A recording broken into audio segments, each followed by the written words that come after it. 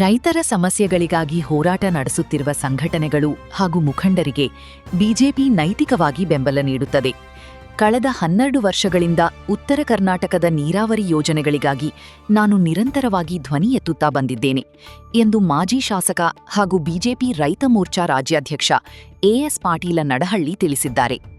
ನಗರದ ಬಿಜೆಪಿ ಕಚೇರಿಯಲ್ಲಿ ರವಿವಾರ ಸಂಜೆ ನಡೆದ ಪತ್ರಿಕಾಗೋಷ್ಠಿಯಲ್ಲಿ ಮಾತನಾಡಿದ ಅವರು, ರೈತರಿಗೆ ಪರಿಹಾರ ನೀಡುವ ವಿಚಾರದಲ್ಲಿ ಅಧಿಕಾರಿಗಳು ದಾರಿ ತಪ್ಪಿಸುತ್ತಿದ್ದಾರೆ ಎಂದು ಆಕ್ರೋಶ ವ್ಯಕ್ತಪಡಿಸಿದರು.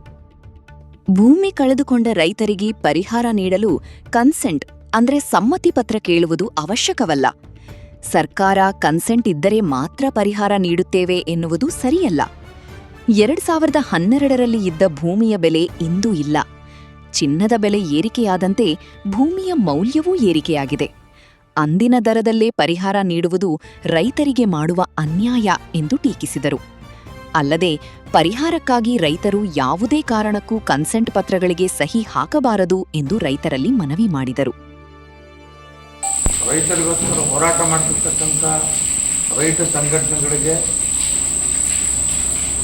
ಮತ್ತು ರೈತ ಮುಖಂಡರುಗಳಿಗೆ ನೈತಿಕವಾಗಿ ಸಂಪೂರ್ಣವಾದಂಥ ಬೆಂಬಲವನ್ನು ಭಾರತೀಯ ಜನತಾ ಪಕ್ಷ ವ್ಯಕ್ತಪಡಿಸ್ತದೆ.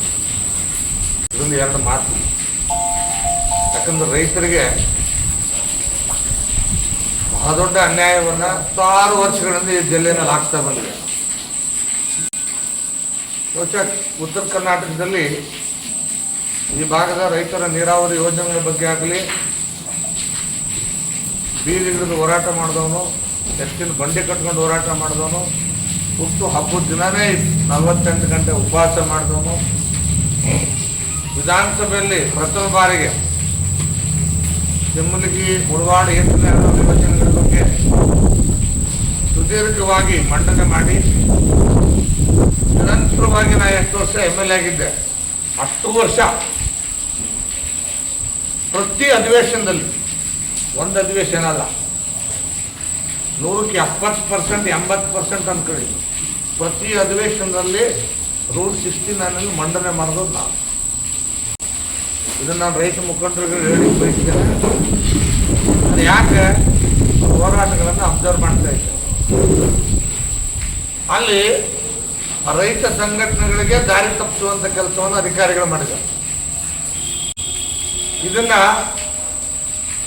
ಅವ್ರ ಗಮನಕ್ಕೆ ತರಲಿಕ್ಕೆ ನಾನು ಇವತ್ತು ನಿಮ್ಮ ಮುಖಾಂತರ ಬಯಸ್ತೇನೆ. ಭೂಮಿ ಕಳ್ಕೊಂಡವನಿಗೆ ಪರಿಹಾರ ಕೊಡಬೇಕಾಗಿದ್ದು ಕಾನೂನು, ನಿಯಮ, ಸರ್ಕಾರದ ಕರ್ತವ್ಯ. ಕನ್ಸೆಂಟ್ ಯಾಕೆ ಬೇಕು? ನಾನು ಮೊನ್ನೆ ಪತ್ರಿಕೆಯಲ್ಲಿ ನೋಡ್ತಾ ಇದ್ದೆ, ಅನೇಕ ಪತ್ರಕರ್ತರ ಮಿತ್ರರು ನೀವೆಲ್ಲ ನನಗೆ ಸೋಷಿಯಲ್ ಮೀಡಿಯಾದಲ್ಲಿ ವಾಟ್ಸಪ್ ಗ್ರೂಪಲ್ಲಿ ಇರೋದ್ರಿಂದ ನಾನು ನೋಡ್ತಾ ಇದ್ದೆ. ಹೋರಾಟಗಳು ನಡೆದಂಥ ಸಂದರ್ಭದಲ್ಲಿ ಅಧಿಕಾರಿಗಳು MD ಆಫೀಸ್ನವ್ರು ಬಂದು ಏನು ಹೇಳ್ತಾರೆ ಅಂದರೆ, ರೈತರು ಕನ್ಸೆಂಟ್ ಕೊಟ್ಟರು ಪರಿಹಾರ ಕೊಡ್ತೀವಿ. ಕನ್ಸೆಂಟ್ ಯಾತಕ್ಕೆ? ಪರಿಹಾರ ಕೊಡೋದಕ್ಕೆ, ರೇಟ್ ಫಿಕ್ಸ್ ಮಾಡೋದಕ್ಕೆ. ರೇಟು 2012ರಲ್ಲಿ ಏನಿತ್ತು, ಈಗೇನಿದೆ, ನಾಳೆ ಏನಿರುತ್ತೆ ಯಾರಿಗೆ ಗೊತ್ತು, ನಾಳೆ ಏನಿರುತ್ತೆ ಅಂತ. ಬಂಗಾರದ ರೇಟ್ ಎಷ್ಟಿತ್ತು 2 ವರ್ಷದಿಂದ, ಇವತ್ತು ಎಷ್ಟಾಗಿದೆ? ನೀವು ಅವತ್ತೇ ಪರಿಹಾರ ಕೊಟ್ಬಿಟ್ಟಿದ್ರೆ ರೇಟ್ ಹೆಚ್ಚಿಗೆ ಆಗೋ ಪ್ರಶ್ನೆ ಬರ್ತಿರ್ಲಿಲ್ಲ. ಬಿಜೆಪಿ ಸರ್ಕಾರದ ಅವಧಿಯಲ್ಲಿ ಕೃಷ್ಣಾ ಕೊಳ್ಳದ ರೈತರಿಗೆ ಹೆಚ್ಚಿನ ಪರಿಹಾರ ನೀಡಲು ತೀರ್ಮಾನಿಸಲಾಗಿತ್ತು. ಆದರೆ ಈಗಿನ ಕಾಂಗ್ರೆಸ್ ಸರ್ಕಾರ ಅದನ್ನು ಜಾರಿಗೆ ತರುತ್ತಿಲ್ಲ. ಸ್ವತಃ ನನ್ನ 2.5 ಎಕರೆ ಜಮೀನು ಕಾಲುವೆ ಕಾಮಗಾರಿಗೆ ಹೋಗಿದ್ದು ಇನ್ನೂ ಪರಿಹಾರ ದೊರೆತಿಲ್ಲ. ಸಿಎಂ ಡಿಕೆ ಶಿವಕುಮಾರ್ ಅವರು ಬಿಡದಿಯಲ್ಲಿ ರೈತರಿಗೆ ಹೆಚ್ಚಿನ ಪರಿಹಾರ ನೀಡಲು ಸಿದ್ಧರಿದ್ದರೂ ಮುದ್ದೇಬಿಹಾಳದ ರೈತರ ವಿಷಯದಲ್ಲಿ ಮಲತಾಯಿ ಧೋರಣೆ ಅನುಸರಿಸುತ್ತಿದ್ದಾರೆ ಎಂದು ಅಸಮಾಧಾನ ವ್ಯಕ್ತಪಡಿಸಿದರು. ರೈತರು ಕಾಲುವೆ ಕಾಮಗಾರಿಯನ್ನು ವಿರೋಧಿಸುವುದು, ಇರುವ ಕಾಲುವೆ ಬಂದ್ ಮಾಡುವುದು ಸರಿಯಲ್ಲ. ಮಳೆಯಿಲ್ಲದ ಈ ಸಂದರ್ಭದಲ್ಲಿ ಕಾಲುವೆಯ ಮೂಲಕವೇ ನೀರು ಹರಿಸಿ ಕೆರೆ ತುಂಬಿಸಬೇಕಿದೆ. ಇದು ಜನ ಮತ್ತು ಜಾನುವಾರುಗಳಿಗೆ ಅನಿವಾರ್ಯವಾಗಿದೆ.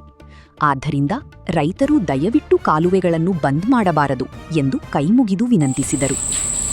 ನೀರಾವರಿಗೆ ಕೊಡಬೇಕು, ಒಣ ಬೇಸಾಯಕ್ಕೆ ಎಷ್ಟು ಕೊಡಬೇಕು ಅಂತೇಳಿ ರಿವೈಸ್ ಮಾಡಿ ರೇಟು ಗೋವಿಂದ ಕಾರಜೋಳವರು ನೀರಾವರಿ ಸಚಿವರಾಗಿದ್ದಾಗ ಹೆಚ್ಚಿಗೆ ರೇಟ್ ಕೊಡಬೇಕು ಕೃಷ್ಣಾ ಕೊಳ್ಳದ ರೈತರಿಗೆ ಅಂತ ಹೇಳಿ ನಮ್ಮ ಸರ್ಕಾರ ಇದ್ದಾಗ ನಾವು ತೀರ್ಮಾನ ಮಾಡಿದ್ವಿ. ಅದನ್ನು ಇವ್ರೇನು ಮಾಡಿದ್ದಾರೆ, ಇಂಪ್ಲಿಮೆಂಟ್ ಮಾಡೋಕ್ಕೆ ತಯಾರಿಲ್ಲ. 2012ರಿಂದ ರೈತರು ಕೆಲವರೆಲ್ಲ ಕೋರ್ಟ್ಗೆ ಹೋಗಿದ್ದಾರೆ. ಅದು ನಮ್ಮದು ಹೊಲ ಹೋಗೈತಿ ನಾನು ಹಿಡ್ಕೊಂಡೆ ಹೇಳ್ತೀನಿ. ನನಗೂ ₹1 ಕೊಟ್ಟಿಲ್ಲ. ಇಲ್ಲೇ ಮುದ್ದೇಬಾಳ ನಗರದಾಗ ಹೋಗೈತಿ 2.5 ಎಕರೆ ಭೂಮಿ ನಮ್ದು. ₹1 ಪರಿಹಾರ ಕೊಟ್ಟಿಲ್ಲ. ಮೇನ್ ಕೆಲ ಮಾಡಿಬಿಟ್ಟವ್ರೆ. ಕೋರ್ಟ್ಗೆ ಹೋದ್ರೆ ಕೋರ್ಟ್ ಅಂತ ತೀರ್ಮಾನ ಆಗಿದೆ. ಕೋರ್ಟ್ ತೀರ್ಮಾನ ಪ್ರಕಾರ ಕೊಡಕ್ಕಾಗಲ್ಲ ಅಂತಾರೆ. ಮತ್ತೆ ಯಾರ ಹತ್ರ ಹೋಗ್ಬೇಕು ಜನ? ಈಗ ಅವರು ಕೋರ್ಟ್ಗೆನೆ ವಾಪಸ್ಸು ರಿವಿಷನ್ ಹಾಕೊಂಡವ್ರೆ, ಕೊಡಕ್ಕಾಗಲ್ಲ. ಸುಪ್ರೀಂ ಕೋರ್ಟ್ಗೆ ಹೋಗ್ಯವ್ರೆ 1 ಗುಂಟೆಕ್ಕ. ಈಗ ಸರ್ಕಾರ ಏನು ಹೇಳ್ತಾ ಇರೋದು, ಇಲ್ಲ ಇಲ್ಲ ನಾವು ಇಷ್ಟು ರೇಟ್ ಕೊಡ್ತೀವಿ, ಇದಕ್ಕೆ ಕನ್ಸೆಂಟ್ ಕೊಟ್ರೆ ಕೊಡ್ತೀವಿ, ಇಲ್ಲದೇ ಇದ್ರಿಲ್ಲ. ಯಾರಪ್ಪನ ಮನೆಯಿಂದ ಕೊಡ್ತೀರಿ? ಕನ್ಸೆಂಟ್ ಯಾಕೆ ಕೊಡ್ಬೇಕು ರೈತರು? ನೀವು ಭೂಮಿನ ಕ್ಯಾನಲ್ ತೆಗಿಬೇಕಾದ್ರೆ ಕನ್ಸೆಂಟ್ ತೊಗೊಂಡು ತೆಗಿಬೇಕು, ಪರಿಹಾರ ಕೊಟ್ಟು ತೆಗಿಬೇಕು. ಆದರೆ ನಮ್ಮ ರೈತರು ನಾವೆಲ್ಲ ಆ ಸಂದರ್ಭದಲ್ಲಿ ಹೋರಾಟಗಳು ಮಾಡೋದಂತ ಸಂದರ್ಭದಲ್ಲಿ ರೈತರ ವಿನಂತಿ ಮಾಡಿದೆ, ನೋಡಪ್ಪ ನೀರಾವರಿ ಆಗಲಿ ದಯಮಾಡಿ ಅವಕಾಶ ಮಾಡಿಕೊಡಿ, ಕ್ಯಾನಲ್ ಮಾಡೋಕ್ಕಂತ ದೊಡ್ಡ ಮಂದಿ ಮಾಡಿಕೊಟ್ಟಿದ್ದಾರೆ. ಅವ್ರಿಗೆ ನಿಮ್ಮ ಸರ್ಕಾರದ ಅವಧಿನಲ್ಲಿ ನಿಮಗೇನು ಪರಿಹಾರ ಕೊಡೋಕ್ಕೆ ಯೋಗ್ಯತೆ ಇದೆ ಕೊಡಿ, ಉಳಿದು ಕೊಡೋಕ್ಕೆಲ್ಲ ಬಿಡಿ. ಉಳಿದು ನಮ್ಮ ಸರ್ಕಾರ ಬಂದಾಗ ಕೊಡ್ತೈತಿ. ನಾವು ನೀವೇನು 20 ಲಕ್ಷ ಕೊಡ್ತೀಯಾ, 50 ಲಕ್ಷ ಕೊಡ್ತೀಯಾ ಎಕರೆಗೆ? ನಿನ್ನ ಯೋಗ್ಯತೆ ಎಷ್ಟಿದೆ ಎಷ್ಟು ಕೊಡು. ಅದು ಬಿಟ್ಟು ರೈತರ ಹತ್ರ ಇವರು ಕನ್ಸೆಂಟ್ ತಗೊಳಕ್ಕೆ ಹೊರಟಿದ್ದಾರೆ.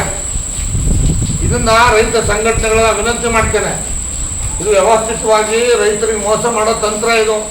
ಈಗಲೇ ಅವ್ರು ಸ್ಟಿಕ್ ಮಾಡ್ತಾವ್ರೆ, ಇದೇ ರೇಟ್ಗೆ ನಿಮ್ದು ಒಪ್ಪಿಗೆ ಇದೆ ಅಂತ ಒಪ್ಪಿಗೆ ಪತ್ರ. ಅದು ಕನ್ಸೆಂಟ್ ಅಂದ್ರೆ ಏನು ಅರ್ಥ? ಒಪ್ಪಿಗೆ ಪತ್ರ. ಯಾತಕ್ಕೆ ಒಪ್ಪಿಗೆ? ರೇಟ್ಗೆ ಒಪ್ಪಿಗೆ. ಅಂದ್ರೆ ರೈತನ ಕಟ್ಟಾಕೋದು ಕೋರ್ಟಲ್ಲಿ. ಈಗೇನು ಸುಪ್ರೀಂ ಕೋರ್ಟ್ಗೆ ಹೋಗಿದ್ದಾರೆ, ಸರ್ಕಾರದ ನಾಚಿಕೆ ಆಗಬೇಕು. ಸರ್ಕಾರಕ್ಕೆ ಪರಿಹಾರ ಕೊಡೋ ಯೋಗ್ಯತೆ ಇಲ್ಲ ಅವರಿಗೆ. ಸುಪ್ರೀಂ ಕೋರ್ಟ್ ಹೋಗಿದ್ದಾರೆ, ಹೈಕೋರ್ಟ್ಗೆ ಬೆಲೆ ಕೊಡ್ತಾ ಇಲ್ಲ ಅವರು. ಈಗ ಏನು ಹೇಳ್ತಾರೆ ಅಲ್ಲಿ ಸುಪ್ರೀಂ ಕೋರ್ಟಲ್ಲಿ? ಈಗ ಸಿಗಾಕೊಳ್ತಾರೆ ಇವರು ಸುಪ್ರೀಂ ಕೋರ್ಟಲ್ಲಿ ಹೈಕೋರ್ಟಲ್ಲಿ. ಅದಕ್ಕೆ ನಾವು ರೈತರು ಕನ್ಸಲ್ಟ್ ಕೊಟ್ಟವ್ರು, ಸ್ವಾಮಿ ನಾವು ಈ ರೇಟ್ ಕೊಡ್ತೀವಿ ಅಂತ ಮುಖ್ಯಮಂತ್ರಿ ಕೇಳಿಕ್ಕೆ ಬಯಸ್ತೇನೆ. ಮತ್ತೆ ಬಿಡುದಿನಲ್ಲಿ 2.5 ಕೋಟಿ ಕೊಡಕ್ಕೆ ಬರುತ್ತೆ ನಿಮಗೆ, ನಿಮ್ಮ ಸರ್ಕಾರಕ್ಕೆ? ಬೇಡ ಅಂತ ಇದ್ದಾರೆ ಅವರು ರೈತರಲ್ಲಿ. ಅಲ್ಲಿ ನಾನು 2.5 ಕೋಟಿ ಕೊಡ್ತೀನಿ ಅಂತೀರಿ. ಅಂದರೆ ಈಗ ಬಿಡುದಿನಲ್ಲಿರೋದು ರೈತರ ಭೂಮಿನೇ, ಮುದ್ದೇಬಾಳದಲ್ಲಿರೋದು ರೈತರ ಭೂಮಿನೇ ತಾನೆ. ಇಲ್ಲಿ ಕೊಡಿ. ಏನು ದೊಡ್ಡ ಏನೊಂದು ಲಕ್ಷಾಂತರ ಎಕರೆ ಹೋಗಿದೆಯಾ? ಒಂದು ರೈತಂದು ಪಾಪ 10 ಗುಂಟೆ 20 ಗುಂಟೆ 1 ಎಕರೆ ಹಬ್ಬ 2 ಗುಂಟೆ ಹೋಗಿರ್ಬೋದಪ್ಪ. ಅದು ಹಿಂದೆ ನಮ್ಮ ಸರ್ಕಾರ ಫಿಕ್ಸ್ ಮಾಡಿದ್ವಿ. ಫಿಕ್ಸ್ ಮಾಡಿದ ರೇಟ್ ಕೊಡೋದು ಬಿಟ್ಟು ರೈತರ ಕಡೆ ಕನ್ಸಲ್ಟ್ ಮಾಡಿಸ್ತಾ ಇದ್ದಾರೆ. ಇದನ್ನ ರೈತರನ್ನ ಹೆಚ್ಚುವರಿ ಪರಿಹಾರ ಕೇಳಿದಂಗೆ ಕೋರ್ಟ್ಗೆ ಹೋಗದಂಗೆ ಕಟ್ಟಿ ಹಾಕ್ತಕ್ಕಂಥ ವ್ಯವಸ್ಥಿತವಾದಂಥ ಒಂದು ಷಡ್ಯಂತ್ರ. ಯಾವುದೇ ಕನ್ಸೆಂಟಿಗೆ ಸೈನ್ ಮಾಡಕ್ಕೆ ಹೋಗ್ಬೇಡಿ, ನಾನು ವಿನಂತಿ ಮಾಡ್ತೇನೆ. ಪರಿಹಾರ ಡಿಮ್ಯಾಂಡ್ ಮಾಡಿ. ಏನು ಅವ್ರ ಅಪ್ಪನ ಮನೆಯಿಂದ ಕೊಡಲ್ಲ, ನಾವು ಕೊಟ್ಟರು ಅಷ್ಟೇ, ನಮ್ಮಪ್ಪನ ಮನೆಯಿಂದ ಕೊಡಲ್ಲ, ಅವ್ರು ಕೊಟ್ಟರು ಅವ್ರ ಅಪ್ಪನ ಮನೆಯಿಂದ ಕೊಡಲ್ಲ, ಸರ್ಕಾರದಿಂದ ಕೊಡ್ತಾರೆ. ಈ ಸರ್ಕಾರ ಬಂದು ಇಷ್ಟು ದಿನ ಆಯಿತು, ಎಲ್ಲಿ ಕೊಟ್ಟಿದ್ದಾರೆ? ₹1 ಕೊಟ್ಟಿಲ್ಲ. ₹1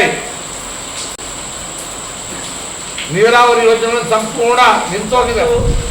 ಪುಟ್ಟಿ ಮಣ್ಣು ತಗ್ಗಿಲ್ಲ, 1 ಪುಟ್ಟಿ ಮಣ್ಣು ಕ್ಯಾನಲ್ಗೆ.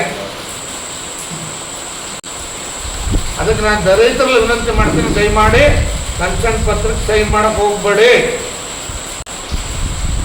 ಗ್ರಾಮ ಸಭೆಗಳಲ್ಲಿ ಒಪ್ಪಿಗೆ ಕೊಡಬೇಡಿ. ಪರಿಹಾರ ಡಿಮಾಂಡ್ ಮಾಡಿ, ಪರಿಹಾರ ಕೊಡಲೇಬೇಕು ಅಂತ. ನಾನು ಕಾಲುವೆ ಮಾಡಿ ತಪ್ಪು ಅಂತ ಹೇಳಲ್ಲ, ನಾನು ರೈತರಲ್ಲಿ ವಿನಂತಿ ಮಾಡ್ತೇನೆ, ದಯಮಾಡಿ ನೀರು ಹರಿಯುವಂಥ ಕಾಲುವೆಗಳನ್ನು ಯಾವನು ಬಂದ್ ಮಾಡಕ್ಕೆ ಹೋಗ್ಬೇಡಿ. ಆಲ್ರೆಡಿ ನಿಮ್ಮ ಹೊಲಗಲ್ಲಿ ಕಾಲುವೆ ಹಾಕ್ಬಿಟ್ಟಿದ್ದಾರೆ, ನೀರು ಹೋಗ್ತಾ ಇದೆ. ಪಾಪ ಅಲ್ಲಿ ಈಗಾಗಲೇ ಮಳೆ ಬೇರೆ ಇಲ್ಲ, ಕೆರೆಗಳು ತುಂಬಿದರೆ 4 ಜನ ದನಕರುಗಳಿಗೆ ನೀರು ಹಾಕ್ತಾರೆ. ಇರುವಂಥ ಚಾನಲ್ಗಳನ್ನು ಅಡ್ಡೋದಾಗಲಿ ಅಡ್ಡಾಕೋದಾಗಲಿ ದಯಮಾಡಿ ಮಾಡಬೇಡಿ ಅಂತ ನನ್ನ ಕೈ ಮುಗಿದು ನಮ್ಮ ತಾಲೂಕಿನ ರೈತರು ವಿನಂತಿ ಮಾಡಿ. ಎಂಟೈರ್ ತಾಲೂಕಿನಲ್ಲಿ ನಾ ಹಿಂದೆ MLA ಆಗಿದ್ದಾಗ ಸ್ಟಾರ್ಟಿಂಗ್ MLA ಆದ ತಕ್ಷಣ 2 ತಾಸು 3 ತಾಸು ಕರೆಂಟ್ ಬರ್ತಿದ್ವಿ. ನಾ ಬಂದಮೇಲೆ 110 kV ಸ್ಟೇಷನ್ ಮಾಡಿದೆ, 220 kV ಸ್ಟೇಷನ್ ಮಾಡಿದೆ. ಒಂದೇ ಒಂದು ಬಾಕಿ ಉಳಿದಿತ್ತು, ಏನು ಸಪ್ರೇಟ್ ಫೀಡ್ರ್ ಮಾಡೋದು. ಆ ಸಪ್ರೇಟ್ ಫೀಡ್ರ್ ಕೆಲಸ ಒಂದು ಮುಗಿದೋಗಿದ್ರೆ ಬೆಳಗ್ಗೆ 6 ಗಂಟೆಯಿಂದ ರಾತ್ರಿ 6 ಗಂಟೆವರೆಗೆ 12 ತಾಸು 3 ಫೇಸು ಫುಲ್ ಪವರ್ ಕೊಡೋದಕ್ಕೆ ಅವಕಾಶ ಇತ್ತು ಇನ್ಫ್ರಾಸ್ಟ್ರಕ್ಚರ್. ಇವತ್ತು ನಮ್ಮ ರೈತನ ನಂಬಿಸ್ತಾ ಇದ್ದಿರಲ್ಲ. ಕಾರಣ ಏನಂದ್ರೆ ನನ್ನನ್ನು ಸೋಲಿಸಿದ್ದಕ್ಕೆ ಈ ಪರಿಸ್ಥಿತಿ ಅನುಭವಿಸ್ತಾ ಇದ್ದೀನಿ. ಒಂದು ಇದನ್ನು ಎಷ್ಟೊತ್ತು ಮುಗಿಸ್ಕೊಂಡ್ಬಿಡ್ತಿದೆ ಕೆಲಸ. ನಾನು ಅಪ್ರೂವ್ ಮಾಡ್ಕೊಂಡು ತಂದಿದ್ದೆ. ಎರಡನೇದು ಇವತ್ತು ನಿನ್ನೆ ತಾಳಿಕೊಟ್ಟಿಗೆ ಹೋಗಿದ್ದೆ. ಅರ್ಧ ಗಂಟೆಗೆ ಒಂದ್ಸರಿ ಕರೆಂಟ್ ತೆಗೆಯೋದು, ಅರ್ಧ ಗಂಟೆಗೆ ಒಂದ್ಸರಿ ಕರೆಂಟ್ ತೆಗೆಯೋದು. ಹಳ್ಳಿಗಳಲ್ಲಂತೂ ಕರೆಂಟೇ ಇಲ್ಲ. ಆಮೇಲೆ ಒಳಗಂಡಿ ಭಾಗದ ಪಾಪ ಕಬ್ಬು ಹಾಕೊಂಡವ್ರೆ. ಈ ಭಾಗ ಎಲ್ಲ ಎಲ್ಲೆಲ್ಲಿ ಕಬ್ಬು ಹಾಕೊಂಡವ್ರೆ. ಇಡೀ ತಾಲೂಕಿನಾಗ ಎಲ್ಲೆಲ್ಲೇ ಬೋರ್ ಹಾಕ್ಕೊಂಡು ಏನೋ ಕೆರೆ ತುಂಬಿಸಿದ್ವಿ, ಅದಕ್ಕೆ ಏನೋ ಎಂಥದ್ದೆಲ್ಲ ಬೆಳೆಸ ಹೆಚ್ಚಿಗೆ ಬರ್ತದೆ ಕಬ್ಬು ಹಾಕೊಂಡವ್ರೆ. ಆ ಕಬ್ಬು ಉಳಿಸ್ಕೋಬೇಕು ಅಂದ್ರೆ ಕರೆಂಟ್ ಇಲ್ಲ. ಮತ್ತು ಕರೆಂಟ್ ಎಷ್ಟು ಗಂಟೆಗೆ ಬಿಡೋದು? ರಾತ್ರಿ 2 ಗಂಟೆಗೆ. ಈ ಸಂದರ್ಭದಲ್ಲಿ ಬಿಜೆಪಿ ಮಂಡಲ ಅಧ್ಯಕ್ಷ ಜಗದೀಶ ಪಂಪಣ್ಣನವರ, ಮುಖಂಡರಾದ ಡಾಕ್ಟರ್ ವೀರೇಶ ಪಾಟೀಲ, ಶಂಕರಗೌಡ ಶಿವಣಗಿ, ಲಕ್ಷ್ಮಣ ಬಿಜ್ಜೂರ, ಶ್ರೀಶೈಲ ದೂಡಮನಿ, ಸಿದ್ದು ಹೂಳಿ, ಮಲ್ಲು ತಂಗಡಗಿ, ಚನ್ನಗಾವಿ ಶೆಟ್ರು, ಸೋಮನಗೌಡ ಬಿರಾದಾರ, ಸಂಗಣ್ಣ ಹತ್ತಿ, ರವೀಂದ್ರ ಬಿರಾದಾರ, ಅಶೋಕ ರಾಠೋಡ ಸೇರಿದಂತೆ ಹಲವರು ಉಪಸ್ಥಿತರಿದ್ದರು.